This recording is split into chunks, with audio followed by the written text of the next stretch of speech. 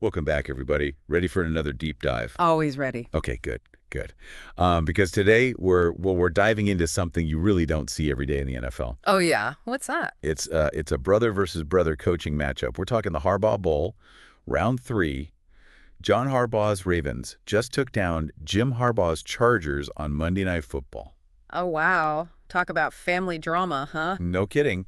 And we've got two fantastic articles from Yahoo Sports to help us unpack all of it. Not just the game itself, but, the whole dynamic between these brothers. Yeah, it's way more than just a game recap, isn't it? You've got coaching styles, family ties, all under this insane amount of pressure. Right. Since And you how those two, they've become like one of the most talked about sibling rivalries, in all of sports. Absolutely. Okay, so anyone who didn't catch the game, it was a close one. Ravens won 30-23. Yeah, but here's the thing. This was the third time these brothers have faced off in the NFL. And John's now 3-0 against Jim. Oof. Yeah, you got to wonder what Thanksgiving dinner is like at their parents' house. Oh, man. Their parents actually watched this game. No way. Yeah, on their 63rd wedding anniversary. Can you imagine that emotional roller coaster? Oh, man. John even said afterwards, in the press conference, he said, I know they're 100% happy and 100% disappointed at the same time. Yeah, what a quote. But seriously, from everything we're reading, the respect these two have for each other it's huge. Oh, yeah, for sure. John straight up called Jim like the best coach in the NFL. That says a lot. It shows that their rivalry, it actually pushes them both to be better, right? Definitely. They're competitive as heck, but Mhm. it comes from a place of genuine, admiration for each other's skills. Exactly. All right, let's get into the nitty-gritty of the game itself, though, because there was this one moment, it grabbed everyone's attention. John made a call, and it was a call that no NFL team has attempted in over 4 years. Wait, really? What did he do? 4th and 1, and they're on their own 16-yard line. Wow. Okay. Most coaches, they would punt in that situation. It's the first half, you're deep in your own territory. The risk of giving your opponent amazing field position is, enormous. Yeah. But John, he went for it. He went for it. Bold move. Oh, yeah, and to make things even more interesting, he didn't just rely on Lamar Jackson, their quarterback, Right, right. or Derrick Henry, who's famous for those powerful runs. He calls a play for Mark Andrews, his tight end. Okay. It's what they're calling a tush push. Tush push. What is that? And I'm not familiar with that one. So basically, the tight end lines up right behind the center, and then he gets, pushed forward by his teammates. Oh, I see it. It's a short yardage play. You don't usually see it in a clutch moment like this. Right. Makes sense. So, risky call, unexpected play choice. What on earth was he thinking? Well, both articles actually go into this. John explains he felt it was crucial to keep possession against the Chargers offense. Okay. They're strong. So he was willing to gamble on his team's execution, even with the potential downside. Wow. And guess what? It paid off. No way. The Ravens converted the 4th down, and then they went on to score a touchdown on that very drive, which basically gave them the lead for good. Wow. Talk about a turning point. That really highlights what kind of coach John is. Aggressive, right? Willing to take risks, but calculated risks. Mm. And he trusts his players, trusts them to deliver when it matters most. Yeah. And speaking of competitive, did you see the story about how these two divided their childhood bedroom? Wait, with what? With tape? Oh, come on, really? Ugh. The legendary tape line? They were fiercely competitive, even as kids. That's amazing. And you know what? The article says Jim ended up with the smaller, less desirable side of the room, even though he's the one who agreed to split it up that way. Oh, no. I know. He even admitted he learned a valuable lesson about negotiating that day. That's hilarious. I love that. It really shows you, this lifelong drive they both have to one-up each other, even in totally normal situations. Mm. Absolutely. It makes you wonder, right, if that competitive spirit is what made them both become such incredible NFL coaches. Yeah, it's definitely possible. They've been pushing each other to be better, literally their entire lives. And now, both the Ravens and the Chargers, they look like serious contenders for the playoffs.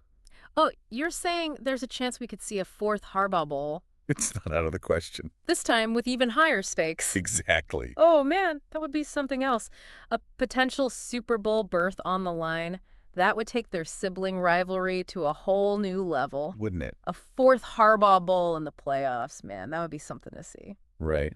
Makes you think about the impact of this whole rivalry thing on their careers. It's more than just being brothers, It's like It's part of how they became coaches in the first place. Yeah, it's intertwined. It's really interesting. Both articles mention their coaching staffs, too. Apparently, John and Jim have put together these teams of assistants, and they all share their core Oh, philosophies. wow. So it's like, It's like they've built these mirror images of their own approaches to the game, you know? oh, that's wild. Yeah. You can really see the Harbaugh influence like everywhere in their organizations. Everywhere, yeah.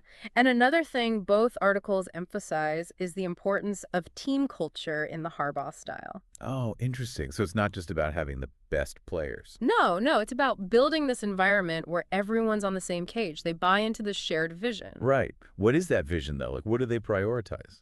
Well, they both seem to be all about hard work, discipline, that constant push for excellence. It comes through in everything they do. Huh. You know, it almost sounds like a throwback to their dad's coaching style. Right, like old school mentality, fundamentals, team unity. It's got to be in their DNA. Totally. And it translates to success on the field, too. Look at their records. Super Bowls, playoffs, winning seasons over and over. They're so consistent. And in a league that's known for being unpredictable, that's amazing. Absolutely. The Harbaugh Bowl is this great reminder that competition, it can be a good thing. Oh, yeah. How so? Well, it pushes you to grow and improve. These brothers, they push each other to be better. And in the end, it benefits both of them. I see what you mean. It's such a unique dynamic. I mean, they're super competitive, but you can also sense that underlying respect, the admiration. Hmm. It's not just a game for them. It's this brotherly bond playing out on this huge stage. For the whole country to see. Hmm. And people are eating it up. They're drawn to the story, the drama, the emotions, the human element of it all. It goes beyond sports, you know. Absolutely. It's about family, ambition, chasing the same dream. It's Yeah. something we can all connect with on some level. You said earlier a fourth Harbaugh Bowl would be incredible. Mhm. And honestly, I have to agree. Imagine these two coaching against each other with a Super Bowl spot on the line. Oh, the tension, the emotions. It would be an instant classic. People would be talking about that game for years. And no matter who wins, their parents would probably need a long vacation afterward. Oh, yeah, for sure. But, talking about those childhood rivalries, that story about the tape line in their bedroom, that's hilarious. You can't help but wonder what other competitive stuff went on in that house. Right. It paints such a picture. Two brothers constantly trying to one-up each other, even in everyday life. And the thing is, Jim, who got the bad side of the room, he doesn't seem bitter about it at all. He talks about it like it was this learning experience. Yeah, like he saw it as a lesson in negotiation, Yeah. standing up for what he wanted. Exactly. Even as kids, they had this healthy respect for each other's boundaries and this mature understanding of competition, I guess. It wasn't just about winning no matter what. It was about making each other better. And that's still with them today in their careers. They're trying to beat each other, for sure, but there's always this mutual respect and admiration. It's rare to see that, especially in pro sports, it's usually cutthroat rivalries turn into these personal things. But the Harbaughs, they compete hard, but they stay connected. That's what makes their story so interesting. It's not about the wins and losses. It's about this journey they've shared, the lessons learned, the bond they've created. It's inspiring. They're role models for anyone who wants to be great. Athletes, coaches, whoever. They prove that hard work, dedication, going after what you want, it gets you results, individually and as a team. And they've done it all with integrity, class, respect for the game. Although, it hasn't been without some controversy. Both articles mention that they have this reputation. Intense, demanding, sometimes even kind of weird in how they do things. Yeah, true. People have criticized them for their personalities, their fiery side, pushing the rules, always thinking their way is right. Some find it off-putting. But maybe those qualities, the passion, the intensity, not following the crowd, maybe that's what makes them such good leaders. Could be. They challenge conventional wisdom, they take risks, and they expect their players to be their absolute best. And that kind of leadership, even if it's not always easy, can be really motivating. It's about breaking boundaries, challenging the norm, believing in yourself even when others doubt you. That message, it resonates with people, even those who might not agree with how they do things. The Harbaughs show that it's okay to be different. Be yourself, go after your goals with everything you've got. Their story, it's bigger than just sports. It's a lesson for all of us, no matter what path we're on. It's funny you say that because both these articles point out times when, like, The Harbaugh intensity kind of backfired. Oh, yeah. Like what? There are these stories, right, about arguments with refs, getting in the face of other coaches, even clashing with their own players sometimes. Wow. Okay, yeah, that definitely fits the intense label. I guess that's where the difficult to work with idea comes from. Mm, Even hot-headed. exactly. But the articles also make this point that their intensity, it's like a double-edged sword, right? Oh, how so? It can cause friction, sure, but it can also be this huge EE motivator. Yeah, I could see that. Their players know they're going to get like 110% effort from their coach every single game. That kind of passion, it can spread. For sure. And it creates that culture of accountability. Yeah. Everyone's pushing to be their best. Absolutely. But like you said, it's a balance, knowing when to push and when to back off. Right. And it makes me wonder, how do they handle that balance when they're coaching against each other? Oh, man, yeah. The stakes are so high, the emotions are already intense. It must be tough to separate the personal stuff from the game itself. There's this quote from Jim in one of the articles that really got to me. He said, "It's a unique challenge coaching against your brother. You want to win, of course, but you also want to see him do well." Man, that's powerful. It's like they're constantly being pulled in two directions, their instincts to compete and then that brotherly love. And that right there, that's what makes the Harbaugh Bowl so captivating. Real life drama playing out on the football field. Shakespearean, almost. Speaking of drama, what about the chances of a fourth Harbaugh Bowl in the playoffs this time?